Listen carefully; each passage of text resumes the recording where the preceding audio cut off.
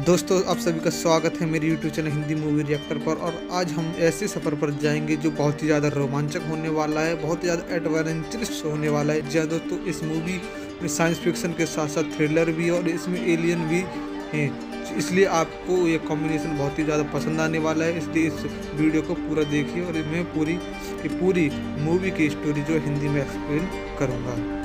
इस मूवी की कहानी की शुरुआत में दिखाया गया है कि मनुष्य के आपस में लड़ते रहने के कारण धरती पूरी तरह से खत्म हो चुकी है और बड़े बड़े देशों के द्वारा एक फोर्स बनाई गई है जिसका नाम है रेंजर्स मनुष्य जाति को बचाने के लिए दूसरे प्लानट पर मनुष्यों को ले जाते हैं, जिस प्लानट का नाम है नोवा प्राइम। लेकिन वहाँ एलियंस आ जाते हैं और एलियंस उस प्लानेट पर भी अपने ऐसे खतरनाक अरसा नाम के जानवर को छोड़ देते हैं जो मनुष्यों को खाते हैं। जी हाँ दोस्तों, जो मानव भक्षी होते हैं, जिससे कि एलियन हमें भगाना चाहते हैं उस प्लानेट से। साइफर रेज उस रेंजर्स की टीम का कमांडर होता है जो अरसा नाम के इन जानवरों को मार देता है। जी हाँ दोस्तों, वो बहुत ही ज़्यादा बहादुर होता है। अरसा नाम के जानवर देख नहीं सकते, इसलिए इंसानों के डर से जो पसीना निकलता है वो अरसा उन्हें सूंघ सकता है इस पसीने के कारण। और रेंजर्स का कमांडर बिल्कुल भी नहीं डरता और इसी कारण वो सभी के सभी अरसाओं को मार देता है। कमांडर एक अरसा को पकड़ लेता है जिससे कि वह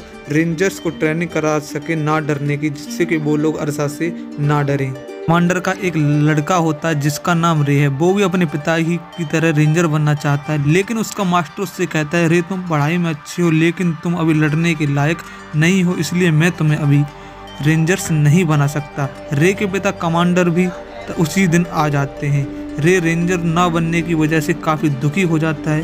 तभी उसकी माँ उसके पिता यानी कि साइफर रेस से कहती है कि रे को तुम इस बार अपने साथ ले जाओ। कमांडर रे को अपने साथ आने को कह देते हैं तो रे बहुत ही ज़्यादा खुश हो जाता है। इस बार जब कमांडर दूसरे ग्रह पर जाते हैं तब रे को भी अपने साथ ले जाते हैं। वो अपने साथ अरसा को भी उस जहाज में पकड़कर ले जाते हैं जिसके साथ वो ट्रेनिंग करना चाहते हैं। लेकिन बीच रास्ते में एक उल्का पिंड का तूफान आ जाता है जिससे कि उनका जहाज काफ़ी ज़्यादा नुकसान हो जाता है। लेकिन तभी कमांडर उस जहाज के पायलट को आदेश देता है कि तुम किसी पास के प्लैनेट पर इस जहाज को उतारो। पायलट कंप्यूटर के जरिए एक प्लैनेट को ढूंढ लेता है। जब उस ग्रह के पास जहाज पहुंचता है तब कंप्यूटर उन्हें बताता है कि यह ग्रह इंसानों के रहने लायक नहीं है। कमांडर वहां से चलने को कहता है, लेकिन पायलट कहता है, नहीं सर, ऐसा नहीं हो सकता क्योंकि जहाज काफ़ी तरह से डैमेज हो चुका है और पावर भी कम है।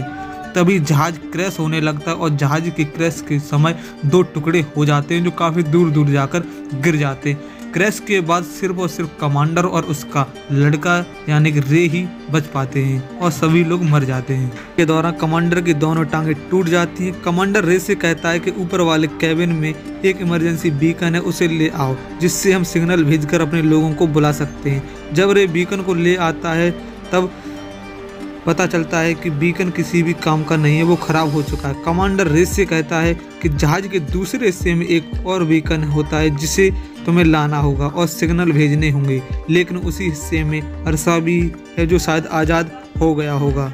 कमांडर रे को वहाँ जाने के लिए कई सारी चीज़ें देता है। वो अपना हथियार देता है और एक अनोखा सूट देता है जिसमें कई सारे कैमरे होते हैं जो रोज देख सकता है। वो कमांडर भी वहाँ बैठे बैठे देख सकता है और रे को एक ऐसा गैजेट देता है जिससे कि रे और कमांडर आपस में बात कर सकते हैं। इस ग्रह पर जिंदा रहने के लिए कमांडर रे को ऑक्सीजन की इनहेलर देता है जो 5 होती हैं। उनमें से एक इनहेलर उसी वक्त रे लगा लेता है, लेकिन 4 बच जाती हैं। उन्हें लेकर के रे चलने लगता है। तभी कमांडर कहता है, तुम्हें यहाँ से 100 किलोमीटर दूर की यात्रा तय करनी है जिसमें 4 दिन लगें, और यदि किसी भी हालत में अगर अरसा तुम्हें मिल जाए तो उसके सामने तुम्हें बिल्कुल भी डरना नहीं है। अगर तुम डर जाओगे तो वो तुम्हें पहचान लेगा, इसके लिए तुम्हें अपनी बहादुरी दिखानी होगी, ऐसा वो रे से कहता है। जब रे रास्ते में होता है तब एक जानवर उसके सामने आ जाता है जिससे देख रे डर जाता है। उसके पिता गैजेट के जरिए उससे देख रहे होते हैं। वो कहते हैं, रे तुम बिल्कुल भी डरो मत, लेकिन रे उस पर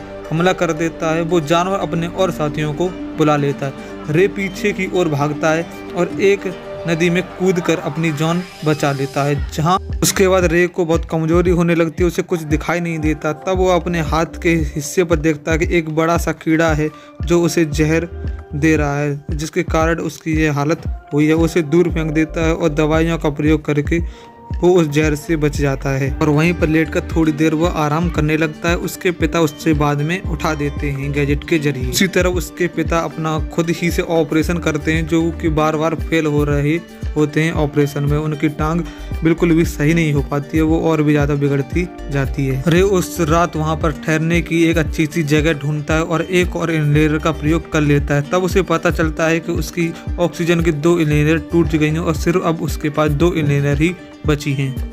जब रे आगे बढ़ता है तब देखता है कि बंदरों के पैर और हाथ कटे हुए पड़े हैं। उसे बंदरों को किसी ने खाया हुआ होता है। उसके पिता स्कैन के जरिए देख लेते हैं कि अरसा के द्वारा किया गया है। रे वहाँ पर डर जाता है और वहाँ से भाग जाता है। तब रे एक झरने के पास पहुँच जाता है जो काफ़ी ज़्यादा ऊंचाई पर होता है। तब रे के पिता उससे पूछते हैं कि अब तुम्हारे पास क्या क्या चीज़ें बची हैं। तभी रे के पिता को पता चल जाता है कि उसके पास ऑक्सीजन की सिर्फ 2 इनहेलर बची हैं और वो इसके लिए उसे आगे बढ़ने से रोकते हैं और कहते हैं तुम वापस आ जाओ। लेकिन रे नहीं मानता है और वहाँ से कूद जाता है। तभी उसके पीछे एक चील पड़ जाती है जो उसे अपने घोंसले में ले जाती है खाने के लिए। लेकिन तभी उस चील के अंडों को रे बचाता है, क्योंकि वहाँ पर कुछ जानवर जंगली आ जाते हैं जो उस चील के अंडों को और बच्चों को खाना चाहते हैं। रे के उस बचाने के कारण चील उसे छोड़ देती है। अब तक उसने आधे से ज़्यादा रास्ता कवर कर लिया था। तभी उसका और उसके पिता का संपर्क आपस में टूट जाता है। वो जल्दी से पहुंचने के लिए लकड़ी की नाव बनाता है। नाव के जरिए जल्दी पहुंच जाता है। वहां देखता है कि अरसा आज़ाद हो गया है। जल्दी से रे ऑक्सीजन इनहेलर ले लेता है और इमरजेंसी बीकन जहाज में ढूंढने लगता है। जब रे बीकन के जरिए सिग्नल भेजना चाहता है, लेकिन बादलों की बिजली की वजह से बीकन काम नहीं करता है। उसके लिए वो पहाड़ की ओर जाने लगता है जिससे कि चोटी पर जाकर सिग्नल भेज सके। तभी अरसा की आवाज़ से वो डर जाता है और अरसा उसका पीछा करने लगता है। अरसा रे को अपने नाखूनों से पकड़ने की कोशिश करता है, लेकिन रे पहाड़ी की चोटी तक पहुंच जाता है। तभी अरसा वहां आ जाता है और रे को सूंघने लगता है। रे अपने डर को कंट्रोल करने की कोशिश करता है। ऐसा करने पर अरसा उसे सूंघ नहीं पाता है और रे अपने पिता के हथियार से अरसा को मार देता है।